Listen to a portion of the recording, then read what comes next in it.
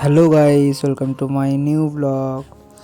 যিনি আমাদের ঘরে পুজো করেন ঠাকুরমশাই, উনি আজকে কোনো কারণে আসতে পারেনি, তাই আজকে পুজো দিয়ে নিচ্ছিলাম। তারপর গপু ভাইদের ঘুম থেকে তুলে স্নান করিয়ে নিলাম।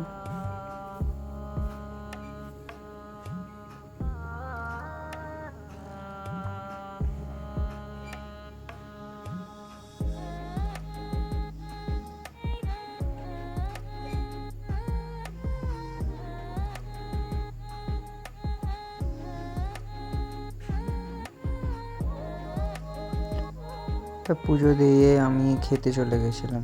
দিদি খেতে দিয়ে দিল, খেয়ে দিয়ে একটু ওষুধ খেয়ে নিলাম, কেন আমার পায়ের ব্যথা, ওষুধ তো খেতেই হবে। তাও ঘুমিয়ে পড়েছিলাম। ঘুম থেকে উঠে মা কমপ্লেন আর বিস্কুট দিয়ে দিয়েছিল। তারপরে মা বলছে একটু আটা মেখে দিবি, তাই আটা মেখে নিচ্ছিলাম। তারপর রাতের বেলা খেতে দিয়ে দিল। আমার ভিডিওটা ভালো লাগলে লাইক কমেন্ট শেয়ার করে দেয় বন্ধু।